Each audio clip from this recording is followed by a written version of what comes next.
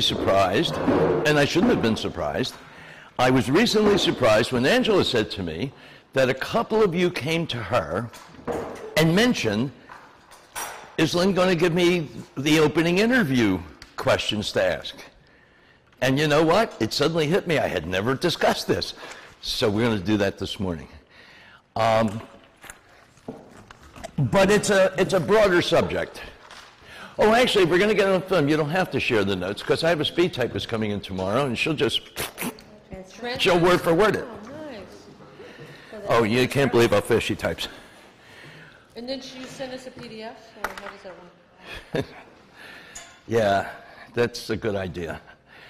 Okay, so tell me when we're rolling. I see the little red light. We must be rolling.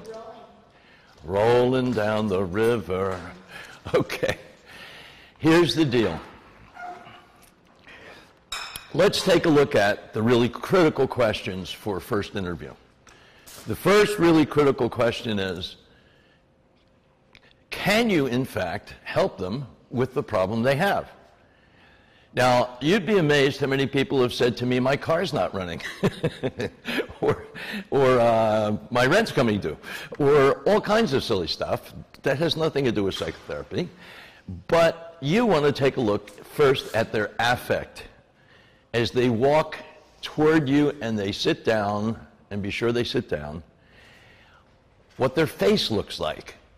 Stressed, tense, smiling, frowning, apprehensive, cheerful. They're cheerful, you throw them out because they don't need you.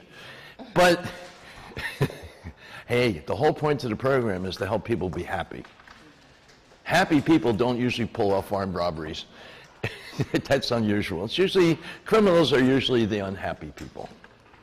So, the first thing you want them to do is tell you about the problems they've been having. Is it anxiety? Is it depression? Save addiction for a later question, because if they didn't have anxiety and they hadn't experienced depression, they may be habituated to the use of things they shouldn't be, but they're probably not addicts.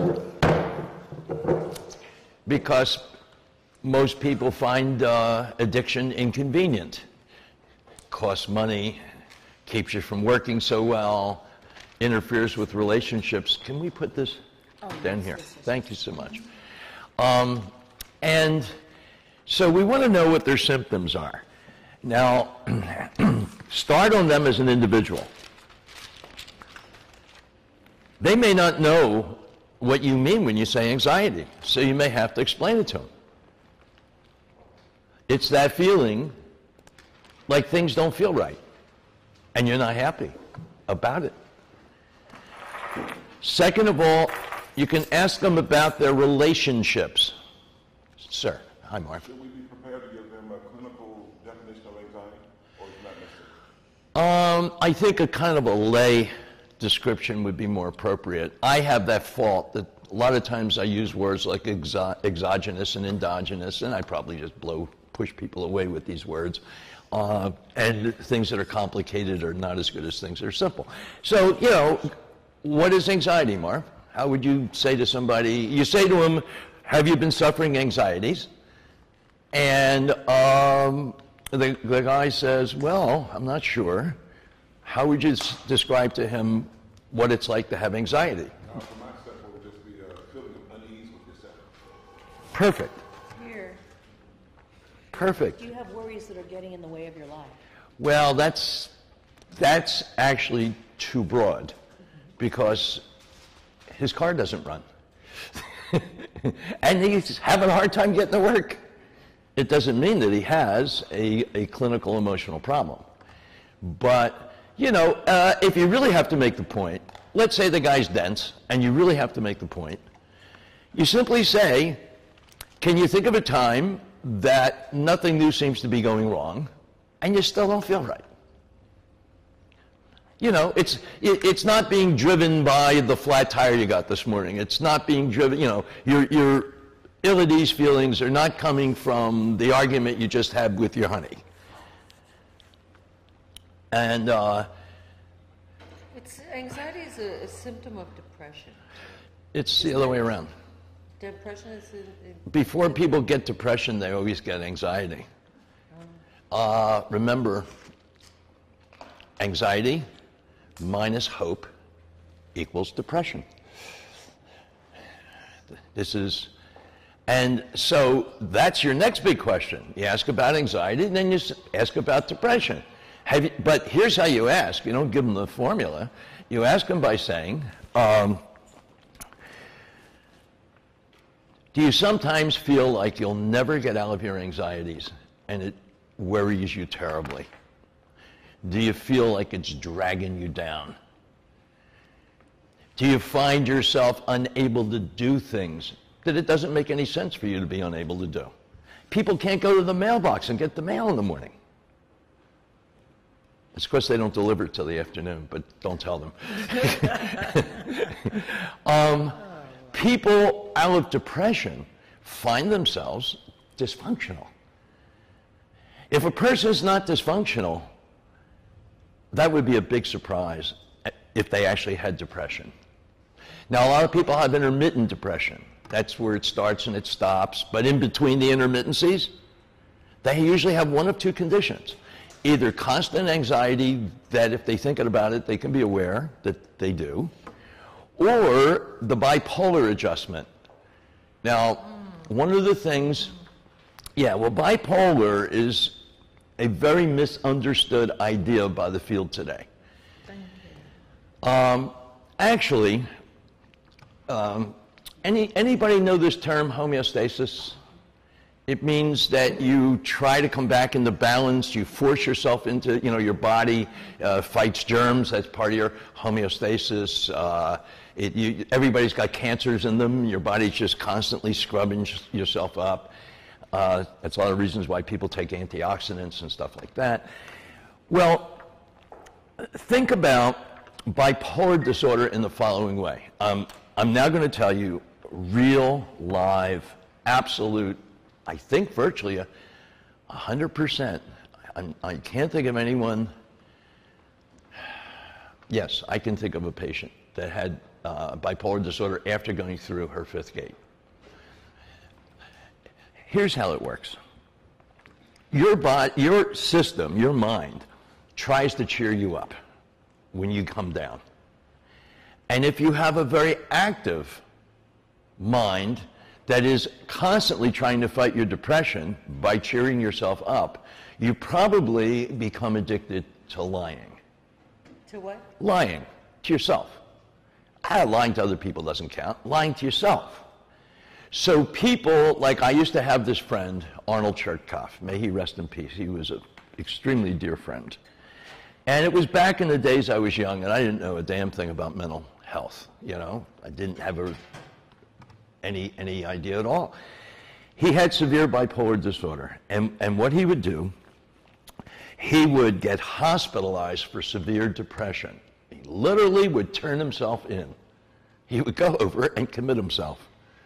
And because he had a long-term history of it, they would take him because he was suicidal, and ultimately that's how he died. Now, Arnold, when he wasn't being severely depressive, would start saying things to himself and to me and to others. I'm going to start a chain of chess teaching studios, and we're going to have offices all over the world. But he would start with, we're going to have 2 offices in this city, and then I'm going to open one up in Atlantic City, and then I'm going to open one up in Pittsburgh, and I'm going to open one up in Ohio. And he would start revving himself up with this tremendous fantasy to cheer himself up, to get him out of his depression. Because he was state champion. He was state chess champion. And he was a very good teacher. He made his living that way. But Arnold didn't have one dime to rub against another. Arnold didn't have any understanding of business whatsoever. Arnold was constantly going through these cycles of illness and up, and how can you keep a business going when you're in that kind of a shape? Arnold had no realistic expectations he could ever open a chess studio. He used to take private students over to our chess club. Well, he would go on and on and on, and as he would go on, he would get more cheerful. Like somebody blowing up a balloon. His spiritual condition would keep going up, or so it would seem. It was his natural instinct to fight his depression with manufactured reality that was cheerful. The only problem is, by the time he got to his 70th chess studio in his mind, he was planning opening the 70th, he hadn't opened the first yet. By the time he gets to that point, suddenly, it's like you take this balloon and you hit it with a pin. Oh my God, this is all madness. I could never do this. Not in a million years. Collapse. Manic, depressive. And the collapse is very fast, by the way. When people have the collapse, it's very quick. He used to use our relationship in a very interesting way that I kind of intuitively understood, but I didn't know anything about mental health. He would stay in touch with me constantly so I could get him realistic, so he wouldn't do his manic cycle. Now, I've had 350 people or so go through this program, and I would guess that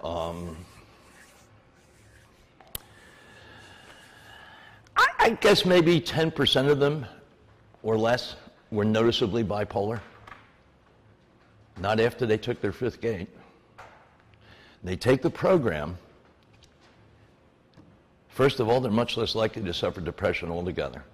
But second of all, it reveals the fact that bipolar disorder is nothing more than cheering people, self-cheering themselves up with lies to fight their depressive cycle. And you could run into people like this all the time if you're watching for it. Just watch for anyone that just gives you this like really unrealistic opinion of something they're going to do or something that's going, oh no, I'm winning the lottery today, I can just tell. I took my grandmother's birthday and I mixed it with my mother's birthday and I came up with this magic number and I'm playing it 6 ways. And, you know, I'm gonna win the lottery today. I just know it. What the hell are they doing? They know damn well they're not going to win the lottery today. They're cheering themselves up. They're holding on with their fingernails on a ledge to try to not fall into depression, the desperate feeling of depression. Now, when this person's in front of you, you want to carefully probe, but you want to save addiction for a later question. First of all, if they have significant addiction issues, it's probably being driven by anxiety, and you'll find the anxiety. Then later in the interview, you say, by the way, a lot of people when they suffer anxiety and medication use things to try to pick themselves up. Have you been doing that? Do you have a history of that? But give them like a friendly way of asking, to pick yourself up, to overcome the doldrums of not feeling, feeling anxiety.